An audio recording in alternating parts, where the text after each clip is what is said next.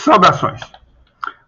A partir de hoje, pelo menos 2, talvez até 3 vezes durante a semana, mais ou menos na hora do almoço, eu quero ver se eu faço pequenos vídeos que ajudem a explicar o que eu sei, que é aquilo com que eu trabalho, que é como produzir sem usar veneno, sem usar adubo, certo? E eu creio que o melhor começo é uma horta.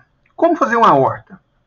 Vai ficar faltando algumas coisas, mas é só vocês me fazerem perguntas, é só surgirem dúvidas e eu vou esclarecendo.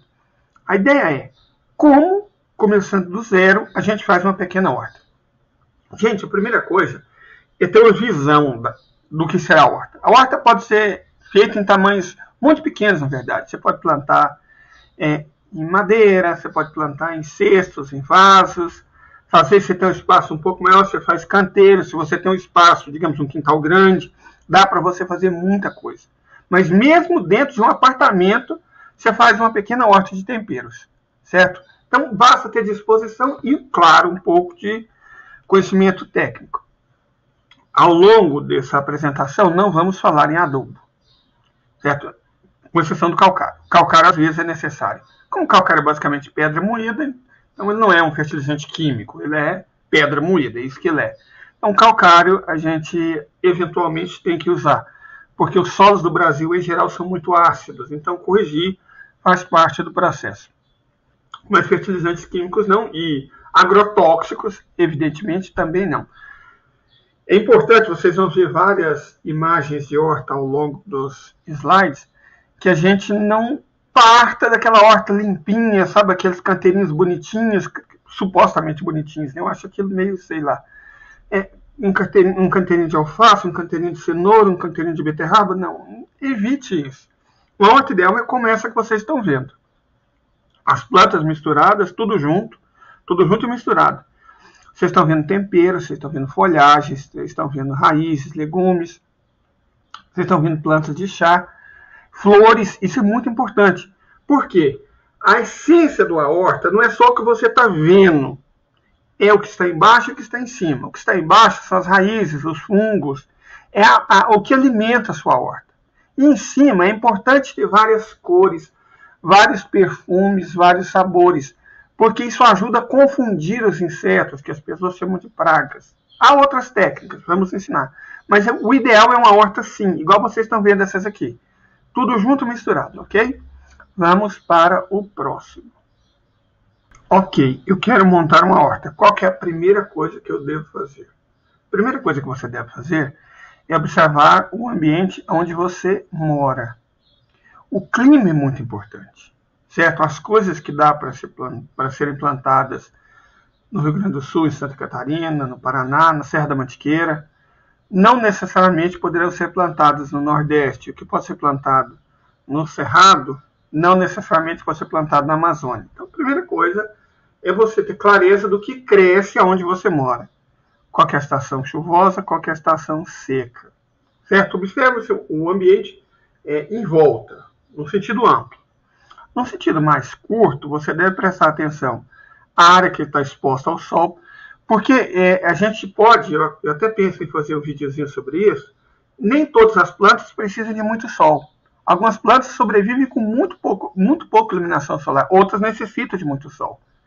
Então você tem que avaliar o tamanho da área que você tem, mas também o quanto ela é ensolarada, por quanto tempo, qual período. A disponibilidade de água para irrigação. Quer dizer, de um modo geral, a não ser que você faça agricultura da abundância, e aí você precisaria de um terreno um pouquinho maior, um quintalzão pelo menos, você vai precisar irrigar a sua horta. As hortas, de modo geral, são irrigadas, então você precisa de água. Qual parte do seu terreno está sujeito ou não à inundação? Lembrando que está sujeito à inundação não quer dizer que não dá para você plantar nada, certo? Tem plantas que crescem muito bem em áreas inundadas. Árvore, a presença de árvore. A sombra pode ser um problema ou não, depende. Mas o fato é que a raiz das árvores dificulta fazer os canteiros e eventualmente rouba nutrientes. Algumas árvores não. Elas dão nutrientes. A leucena é uma delas. Só que a leucena tem um problema. Ela é tóxica para 90% das plantas. Eu já vi um site da prefeitura. Que vergonha. Falei, leucena ela rouba nutrientes do solo e aí não cresce mais nada. Não, ela não rouba nutrientes. Ela injeta uma quantidade enorme de nitrogênio no solo, mais do que qualquer outra planta conhecida. Ela aduba o solo. O problema é que ela é tóxica, certo? Para qualquer planta que não seja uma gramínea, ela vai ser tóxica. A goiaba faz a mesma coisa. Ela não injeta nitrogênio, mas ela é tóxica. Certo? Perto da goiabeira, nada cresce. Porque a raiz dela tem elementos tóxicos, como o eucalipto, como a manga, eventualmente, que mata as outras plantas. Agora, no caso da leucina, você poderia plantar ela com milho, com cana, por exemplo. Aí eles são beneficiados e não prejudicados. Certo? Mas tem plantas que fazem muito bem. O feijão de porco é uma delas. Ela ajuda a espantar inseto, lesma, caracol, formiga. O feijão de porco é fantástico, ainda fertiliza o solo naturalmente. Ele injeta nitrogênio no solo. Ela tem bactérias, fungos na raiz dela que absorvem o nitrogênio do ar e injeta no solo. E não é só o feijão de porco que faz isso. A glicídia também faz isso muito bem. Perfeito? Então, avalie tudo isso. A horta pode ser feita em todos os tipos de formatos. Como eu disse, todo tipo de tamanho, todo tipo de formato, todo tipo de estrutura. Tem gente que gosta daquela coisinha mais mística, mandala.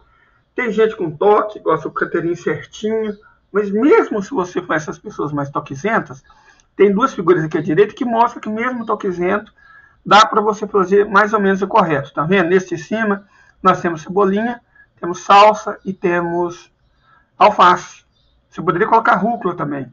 Embaixo nós temos repolho, temos alface, temos cenoura entre repolho e alface, não sei se vocês estão vendo, e temos alho poró. Então, idealmente, você deve evitar plantar apenas uma cultura em um canteiro. E esses dois canteiros aqui, eu não estou vendo flores nele. É importante plantar flores. Tagetes, sabe? Tagetes é fantástica, ela é bonitinha, ela é colorida, sabe? Você precisa plantar flores. Por que flores? Ela vai deixar a sua horta mais bonita? Claro, linda, maravilhoso. Mas mais importante do que isso, talvez, ela vai afastar insetos. O cheiro dela, a citronela pode ser plantada dentro dos canteiros também. Em campos, você planta em vaso e esparrama os vasos de citronela pela sua horta. Certo? Então são plantas que afastam insetos que podem ser nocivos. Existem outras técnicas que a gente pode usar e que vamos falar ao longo do vídeo. Muito bem, independente do tipo, do tamanho, da forma da sua horta ou da sua horta comunitária, você vai ter que tomar algumas decisões antes de começar com a sua horta. Quais são essas decisões? Bom, a primeira delas é o que você vai utilizar de substrato. Certo? Solo comum. Você vai comprar um substrato localmente, você faz localmente ou você compra? Só o solo, às vezes, pode não ser o suficiente. É importante você colocar areia. Por que areia? Areia no solo, você pode colocar 20%, 30% de areia. Cavou um canteirinho, as pessoas sabem, vou jogar esterco, né? Vou jogar alguma coisa orgânica, humus, né? Uau, para melhorar a fertilidade. Isso é ótimo, gente, isso é muito bom. Mas também lembre-se de podendo jogar serrapilheira, porque a serrapilheira vai introduzir fungos benéficos no seu solo. E outra coisa, areia. Por que areia? A areia vai deixar o solo mais macio, mais fácil de trabalhar, vai impedir que ele endureça, vai impedir que ele acumule muita água, certo? A areia é importante você colocar no solo. O ideal, não estou falando que deve ser assim, às vezes não dá, eu não sei a sua realidade, mas idealmente, coloque 20% de areia e 20% de matéria orgânica. Deixa 60% do solo que você tem, ou se você tiver que começar do zero, nem substrato você tem, porque o solo está cimentado, você tem que fazer uma estrutura assim, você compra terra de construção, ela é boa que não vem com sementes. Aquela terra vermelha de construção é ótima. Aí se você vai começar do zero, aí você pode fazer do jeito ideal. Uma terça parte de terra de construção, uma terça parte de areia, aí você mistura essa areia entre a mais fina e um pouco mais grossa. O cascalho, às vezes, é meio complicado para a pessoa trabalhar, mas a planta prefere. Então, você pode fazer uma mistura de cascalho fino, areia grossa e areia fina. Isso representa um terço. O outro terço você coloca de matéria orgânica, a que você quiser, serrapilheira, humus, sua terra vegetal comprada, perfeito? E forma o seu substrato, é muito importante. Nem sempre você vai achar as mudas que você quer, nem sempre elas estão disponíveis. Então, você pode comprar sementes, e eu até recomendo. Prefira sementes do que mudas. Tem que fazer sementeira, às vezes você tem que plantar direto, nós vamos explicar. Mas a semente é muito fácil de comprar. Tem muitos sites que vendem essas sementes por um preço muito bom. certo? Tem muitos sites na internet que vendem semente de qualidade, em pequena quantidade, que é o que você provavelmente precisa, sementes de qualidade, para você ir plantando, porque você não vai plantar a mesma coisa ao longo do ano. O ideal é você planta, e aí a segunda safra você vai substituindo e trocando de plantas. Então você precisa sempre de sementes, não muitas, mas sempre de sementes. A insolação, nós já falamos sobre isso. Precisa ser um terreno que não tenha vento muito forte, certo? Ventos fortes podem ser complicados. Aqui nós temos aqui, o que eu escrevi aqui, eu vou ler para vocês, porque a qualidade do vídeo, já explicamos isso, não é má vontade nossa, o software é gratuito, e o nosso computador tem uma memória muito fraquinha, então a gente não pode trabalhar com a qualidade que a gente queria. Mas deixa eu ler, e eu vou deixar disponível esse slide, esse filmezinho, no nosso canal no Telegram, que fala sobre horta. Não é o canal de geopolítica, é o canal que fala sobre agricultura e agropecuária sustentável. Tá? Vou deixar para vocês no fim. Então, olha só o que eu escrevi aqui, que é importante. As plantas cultivadas fora de sua época ideal e em regiões inadequadas são mais sujeitas a pragas e doenças. Então, procure sempre, que possível, cultivar aquilo que vai bem onde você mora.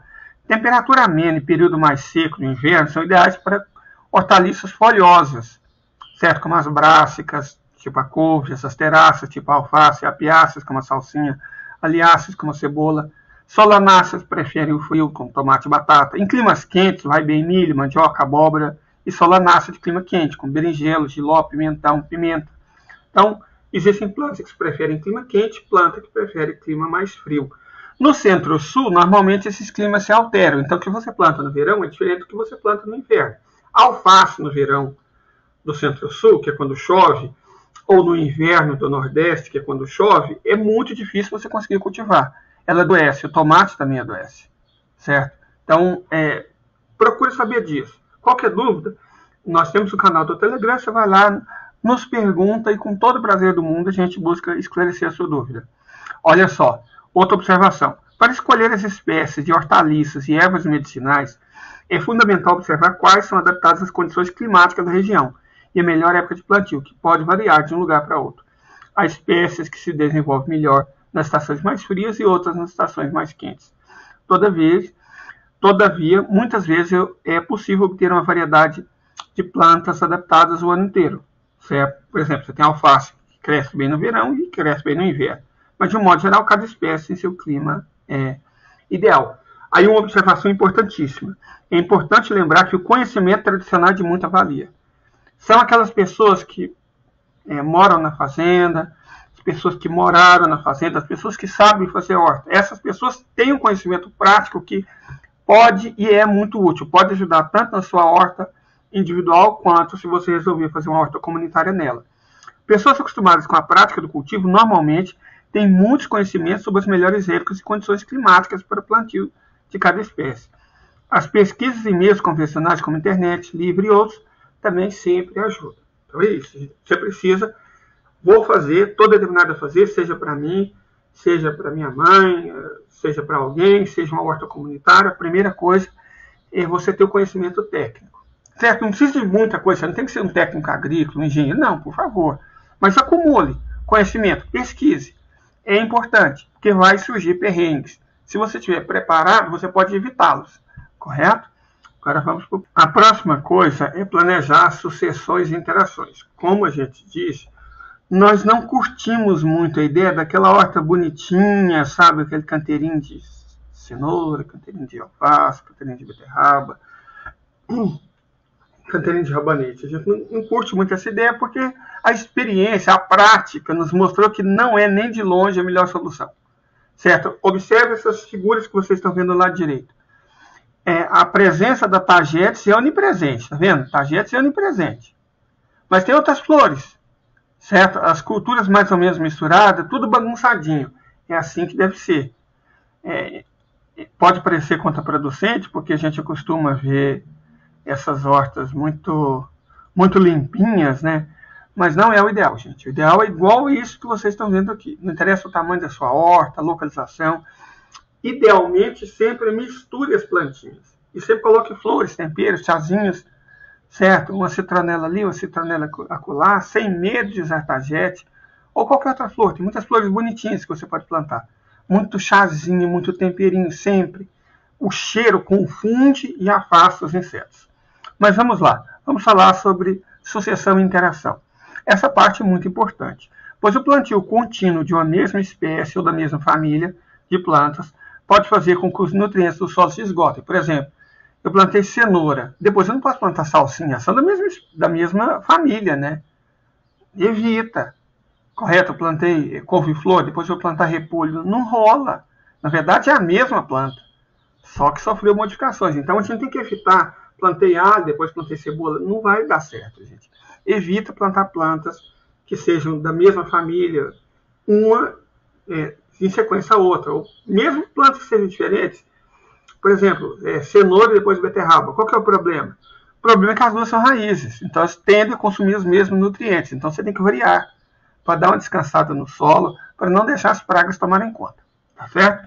Recomenda-se também sempre revolver e afofar o solo após a colheita. Gente, o segredo do alface grande é exatamente afofar o solo. Você pode fazer com a mão ou tem umas espécies de ancinhos que você deixa o solo fofo. A cada 2 semanas dá uma afofada no solo. Isso vai fazer uma diferença enorme. Lembra quando a gente falou para colocar areia no solo? Exatamente para manter o solo fofo. O solo fofo é muito importante. Porque a raiz respira, a raiz cresce, a planta também cresce, correto? É importante conhecer a família de plantas que deseja cultivar. Então aqui nós fizemos uma lista básica. Não é uma coisa assim, oh meu Deus, mas de um modo geral, tudo que as pessoas normalmente plantam está aqui. Fabáceas, também chamadas leguminosas. Feijão, soja, amendoim, grão de bico, ervilha, vagem, guandu.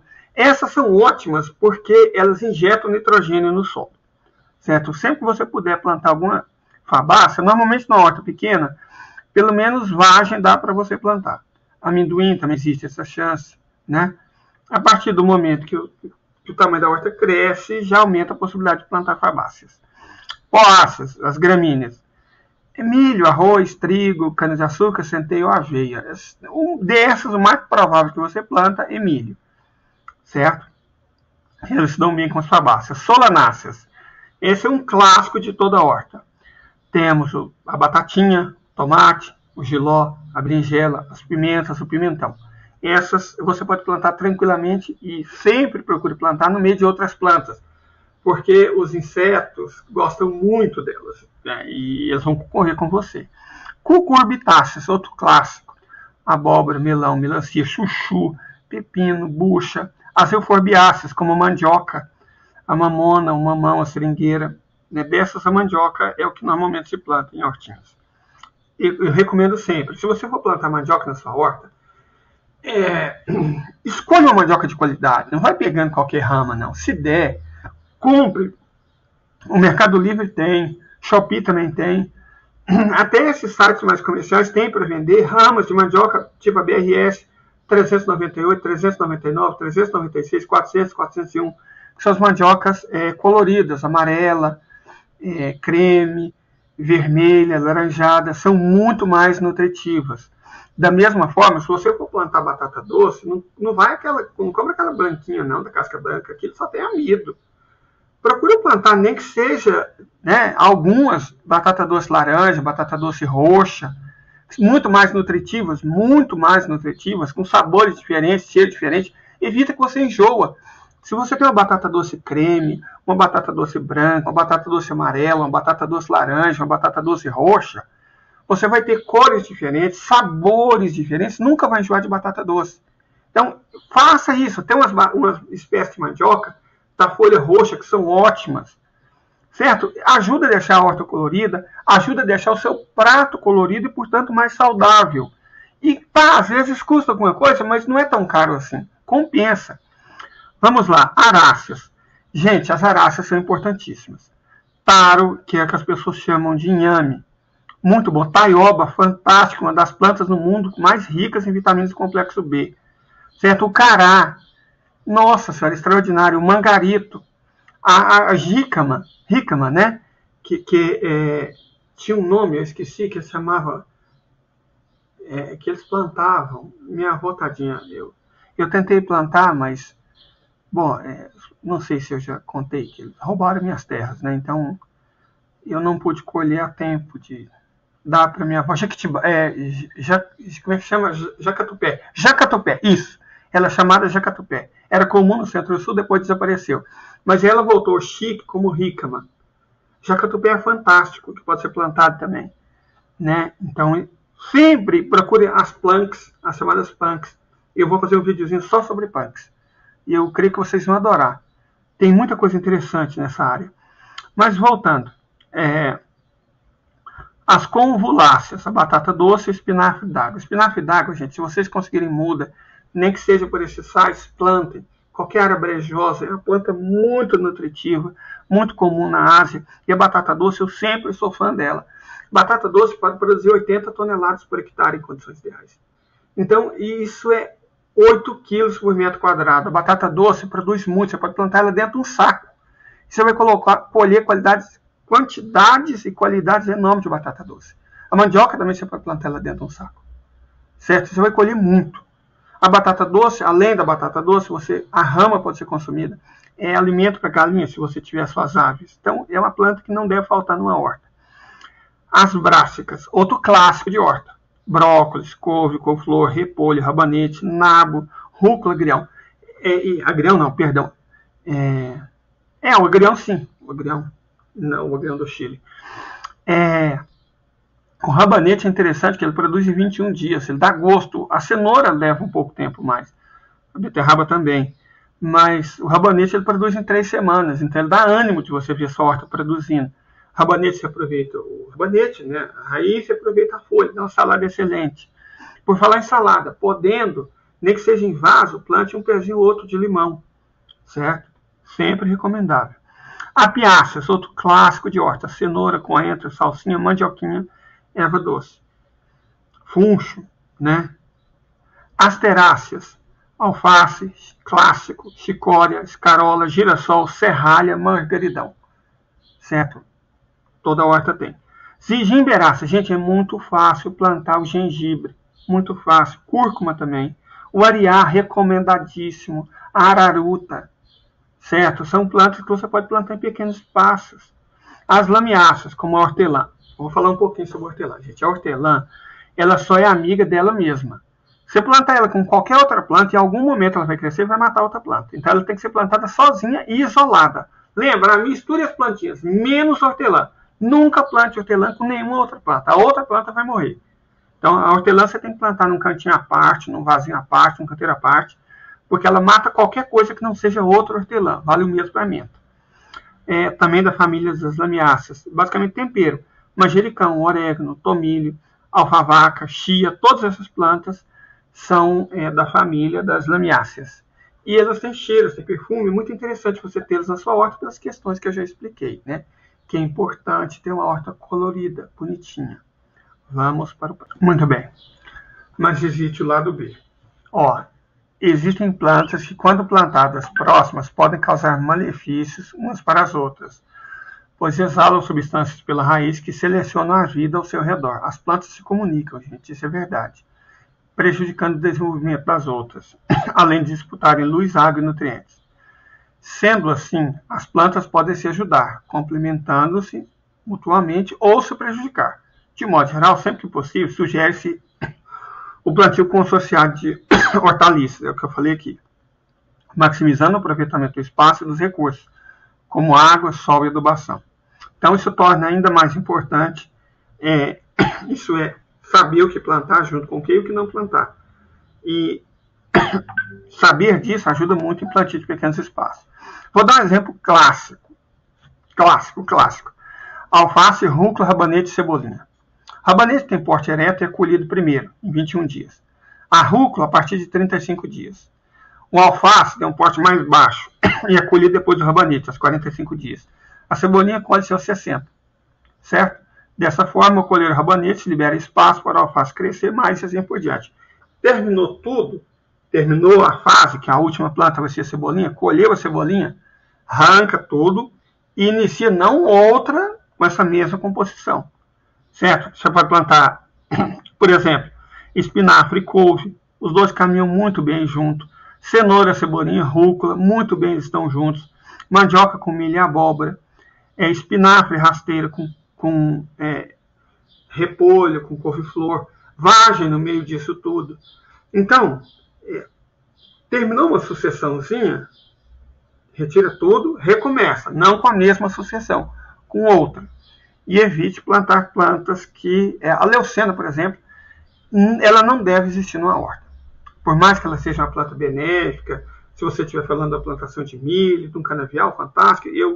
O meu patrão planta, eu trabalho com ele nisso, para a gente alimentar gado, para a gente melhorar a qualidade do pasto, da pastagem, ok? Mas numa horta não, porque a raiz dela é muito tóxica. Apesar dela injetar muito nitrogênio, o que você pode fazer? Eu vou plantar, quero fazer uma horta aqui o ano que vem. E enche de leucena, sem medo de ser feliz.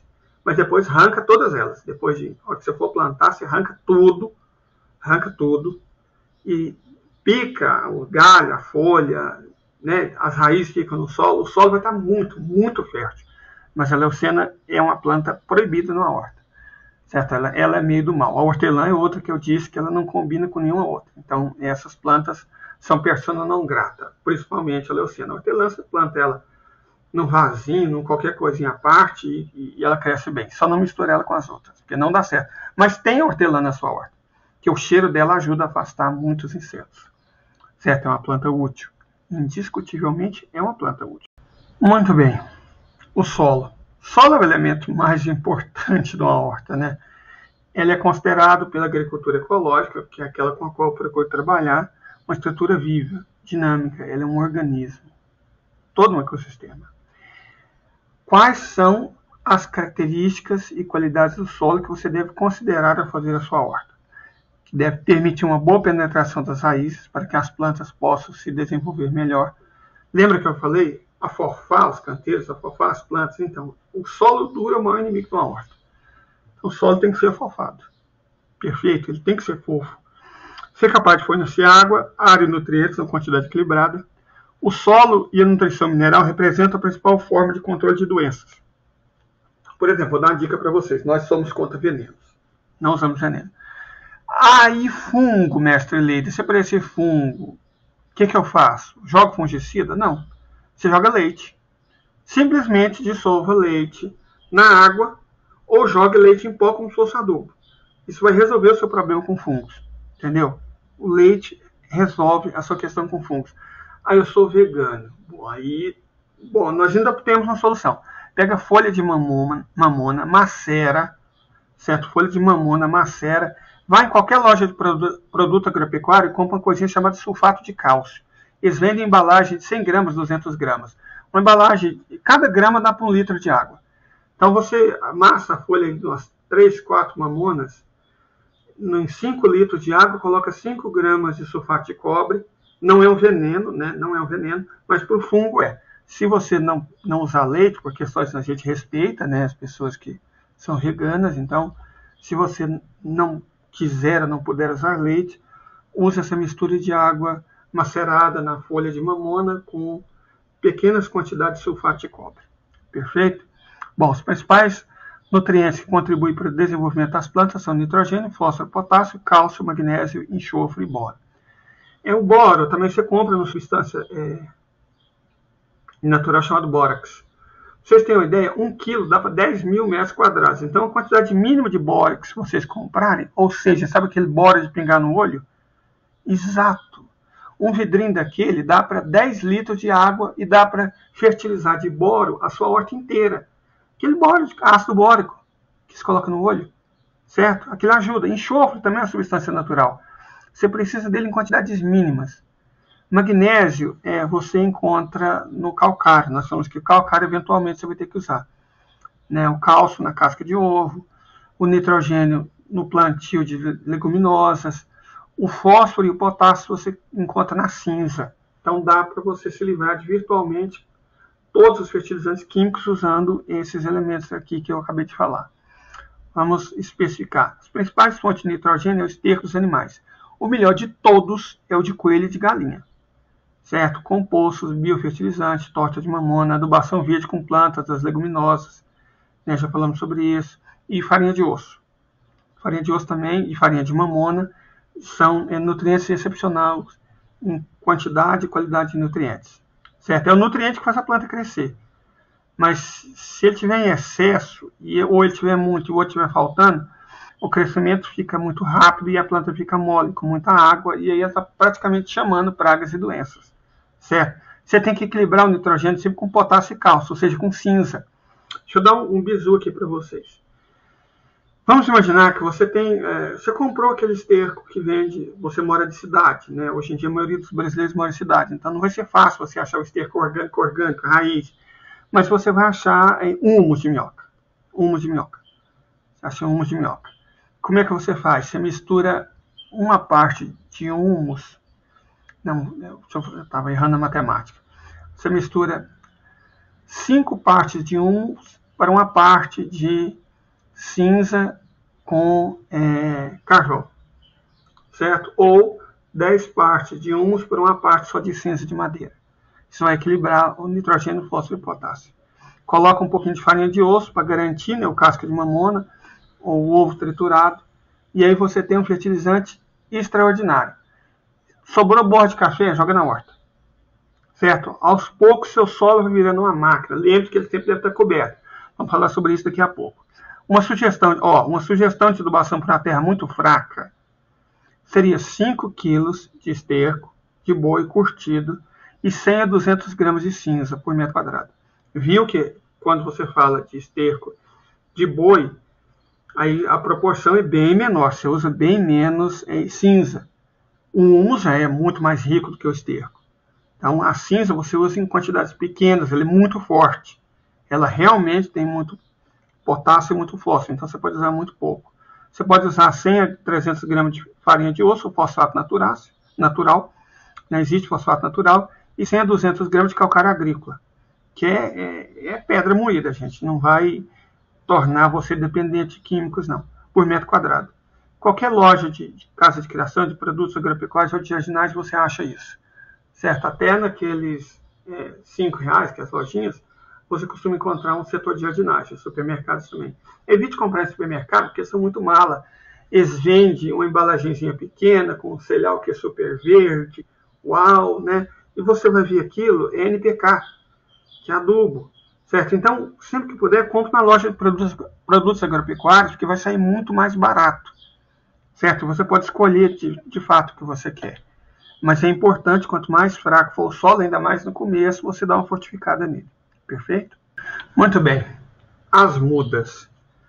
Uau, seu solo está pronto, você já jogou semente. Passo número 2 é a propagação.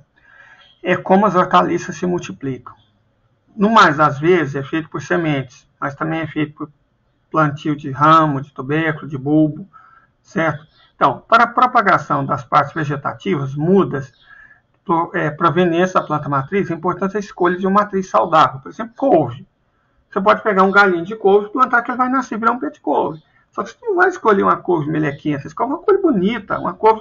Quanto mais colorida ela tiver, um verde escuro, às vezes tem umas mais roxas, até avermelhadas, essas couves são ótimas. Mas é gosto pessoal, escolha uma couve bonita, certo? Quando a planta estiver em flor, não se deve retirar muda, pois a força do ramo está na produção de flores e frutas, e ela não vai enraizar bem. Então você tem que escolher uma planta que não esteja florindo. Algumas plantas requerem tipo específico de plantio, certo? Você tem que plantar direto em sementeira. Vou dar exemplo. Algumas plantas, sementes, necessitam de condições específicas para germinar e crescer. Sementeira é o local onde será feito o cultivo da semente, que vai se transformar em mudinha, e da mudinha você planta para o local definitivo. Você pode comprar os tubinhos, ou o mais prático é usar aquelas cartelas de 20, 30 ovos de papelão. Aquilo funciona perfeitamente. Certo? Você pode plantar em copinho de 200 ml de plástico. Você não precisa inventar, não. Você pode plantar em ovo.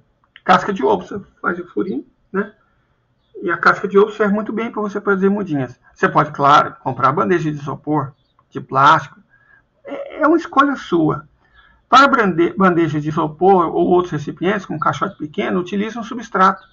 Uma terra misturada com partes iguais de areia, terra de jardim e terra. Certo? A terra vegetal. A profundidade para se plantar deve ser 2 vezes o seu tamanho. A regra para o desenvolvimento da semente é muito importante. É preciso manter o solo sempre úmido, sem excesso de água. Então, quer dizer, se a semente for pequenininha, não faça um buraco fundo, faça um buraquinho pequeno. ao irrigar, irrigue com delicadeza, não joga água, não, com delicadeza, sabe? Devagarzinho, um pouquinho de água caindo ali, ó, para não machucar a sua semente. A sementeira deve ficar protegida sempre à meia sombra. O transplante. Tem umas plantas que você planta direto no local, certo? Plantas você planta direto no local. Agora, a maioria você transplanta. A cenoura você planta diretamente no local, depois faz um raleio. A beterraba, a mesma coisa. O rabanete, a mesma coisa. Mas o alface, não. Você planta mudinho, depois transplanta. O tomate, você planta mudinho, depois transplanta. Então, varia muito de planta para planta. Graças à internet, você pode descobrir os detalhes de cada planta. Se você tiver dúvida, como eu disse, eu vou deixar o meu Telegram, meu canal do Telegram que fala só sobre isso. E aí você coloca lá a sua dúvida, responde, é bom que ajuda todo mundo que tem a mesma dúvida. Algumas pessoas são tímidas. Muito bem, a sementeira, uma vez feita, é ideal que ela seja coberta por aquele tecidinho verde, sabe? Que permite a entrada de luz e um pouco de água. Quando você for transplantar, escolha as plantas mais viçosas, por óbvio, e sempre com um pouco de terra junto à raiz. Isso vai ajudar muito no desenvolvimento da sua horta. Agora vamos falar sobre manejo. Como manejar as suas plantinhas, sua horta. Bom, gente, a melhor dica que eu posso dar, faça a cobertura morta. Ou se você for mais chique, mulching. Mas a cobertura morta ajuda demais da conta. Protege o solo da água, protege o solo do sol. O sol pode ser nocivo para a vida que tem dentro do solo. Ele pode queimar as plantinhas. Você protege da chuva excessiva, mantém o solo fofo, sempre úmido, diminui a necessidade de água. Então, sempre que você puder, sempre mesmo, faça cobertura morta. Certo? A cobertura morta é essencial. Você pode fazer ela com serragem, com casca de arroz, com capim, até verde, o ideal é seco, mas você pode usar folha verde, capim, certo? Então, só tome cuidado para não deixar a semente abafada. Não deixar tudo muito abafado. Mas a partir do momento que a folha já está fora, você pode colocar folha de capim. Tenta evitar colocar junto com a semente, porque aí o capim nasce e vai virar uma praga. Folha de capim, folha de cana, folha de milho. Qualquer folha, qualquer coisa que você tiver para cobrir o solo, vai ajudar muito. Certo? Idealmente, você... É difícil, mas idealmente você poderia usar folha de crotalária, glicídia, guandu, mucuna, certo? Porque essas têm muito nitrogênio. Então, além de proteger o solo, você vai estar fertilizando ele. Palhagem do feijão é extraordinária para isso, do guandu. Mas cubra o solo com o que você tiver à disposição. Somente cubra ele. Você vai sentir uma diferença enorme na sua horta. Agora vamos falar sobre manejo. Como manejar as suas plantinhas, sua horta. Bom, gente, a melhor dica que eu posso dar, faça a cobertura morta. Ou se você for mais chique, mulching. Mas a cobertura morta ajuda demais da conta. Protege o solo da água, protege o solo do sol. O sol pode ser nocivo para a vida que tem dentro do solo. Ele pode queimar as plantinhas. Você protege da chuva excessiva, mantém o solo fofo, sempre úmido, diminui a necessidade de água. Então, sempre que você puder, sempre mesmo, faça cobertura morta. Certo? A cobertura morta é essencial. Você pode fazer ela com serragem, com casca de arroz, com capim, até verde, o ideal é seco, mas você pode usar folha verde, capim, certo? Então, só tome cuidado para não deixar a semente abafada. Não deixar tudo muito abafado. Mas a partir do momento que a folha já está fora, você pode colocar folha de capim. Tenta evitar colocar junto com a semente, porque aí o capim nasce e vai virar uma praga. Folha de capim, folha de cana, folha de milho. Qualquer folha, qualquer coisa que você tiver para cobrir o solo, vai ajudar muito. Certo? Idealmente, você... É difícil, mas idealmente você poderia usar folha de crotalária, glicídia, guandu, mucuna, certo? Porque essas têm muito nitrogênio. Então, além de proteger o solo, você vai estar fertilizando ele. Palhagem do feijão é extraordinária para isso, do guandu. Mas cubra o solo com o que você tiver à disposição. Somente cubra ele. Você vai sentir uma diferença enorme na sua horta. Finalmente, para encerrar, vamos falar das outras práticas de manejo. Vou começar, como eu disse, a qualidade do vídeo não sai muito boa, lendo o que eu escrevi nessas caixinhas aqui. Mas lembre-se, você pode pegar o arquivo do nosso canal do Telegram. Mas para quem não quiser se dar esse trabalho, tá assim, ó, plante flores na sua horta. Desde cravo e portulaca, que são de 11 horas, até principalmente tagetes. Insetos, lesma, caracol são atraídos pelo cheiro. Se você planta flores, você vai confundi-los. Com formiga, a mesma coisa. Construa hotéis de insetos, gente. É muito importante construir hotel de inseto, porque eles vão atrair a abelha solitária, que vai polinizar, né, a sua horta, as suas plantinhas, vão atrair aranhas. A aranha não é um bicho terrível, gente. A aranha é um artrópode que elimina a maior parte das pragas, esses elementos de pragas. Pequenas lacraias, aquela lacraiazinha do milho, aquilo é um predador voraz. Joaninha é um predador voraz de pulgão, que é o maior inimigo de todas as hortas. Certo? Tem uns marimbondozinhos muito pequenos que se alimentam da cigarrinha. Então, se você tiver um hotel para inseto, se você não estiver vendo aí direito na imagem, procura no Google, hotel de inseto. Você vai ver que é fácil de fazer, pode ser improvisado e faz uma diferença enorme na qualidade da sua horta. Certo? Além de fazer um hotel de inseto, o que mais você pode fazer? O controle do mato, capina. Pode ser arrancado com a mão, que seria o ideal, porque isso quer dizer que você não deixou crescer muito. Né? Mas se a coisa lascar, corta com enxada, com foice, mas idealmente no estágio inicial do plantio. Certo? Mantenha o local, procure manter ele limpo desse excesso, mas nunca limpo demais. E sempre que você cortar alguma coisa, não joga fora, não. Deixa dar uma secada e use como cobertura morta. O próprio mato, ele vai deixar de atrapalhar e vai passar a ser útil. Raleio ou desbaste. Então, às vezes tem muita planta, você tem que deixar as mais vigorosas e retirar as mais fracas. Você colher flores ou raízes melhores, de melhor qualidade. Além de aumentar a aeração no solo e a entrada de sol. Então, por exemplo, beterraba, cenoura é muito comum você ter que fazer um raleio. Perfeito? Para evitar que as cenouras fiquem pequenas, beterrabas muito miúdas. Afofar o solo, fundamental afofar o solo. Você pode usar o rastelo ou a mão, no caso de plantas pequenas, como a alface. Manter uma boa quantidade de matéria orgânica no solo e cobertura morta reduz muito a necessidade de ficar afofando o solo, porque o solo vai ser mantido naturalmente fofo. Desbrota, sim, couve você tem que fazer isso. No próprio tomate, você não vai deixar todos os galhos. Na melancia, você não vai deixar todos os galhos. Você vai deixar os mais produtivos. Porque senão eles vão retirar a força do crescimento. Os galhos, esses galinhos, essas folhas, vão tirar a força que é para o fruto e vai diminuir a sua produtividade. Amontoar. Sempre que puder, joga um pouquinho de terra no pé das plantas. No milho, isso é fundamental. Estaqueamento. A vagem, o pepino, o maracujá, o tomate precisa de estaca. Certo? Porque ele não fica muito bem crescendo no chão. É bom ter um local para se apoiar. E, finalmente, a rega. Sempre faça nas horas mais frescas do dia, de preferência de manhã. Se você vê que necessita, à tardezinha, nunca no auge do calor. Por quê? Porque o solo está quente, a água vai ficar quente também e vai matar as plantas. Então, nunca no calor mesmo, meio-dia, 2 horas, não faça isso. Sempre de manhãzinha ou à tardezinha. Perfeito? Mais uma vez, lembrando que eu vou deixar disponível no nosso canal do Telegram. E qualquer dúvida que vocês tiverem, é só me perguntar. Curta, compartilhe com pessoas que se interessam pelo tema. Ajude a disseminar conhecimento, ok? E até a próxima, que esperamos seja em breve.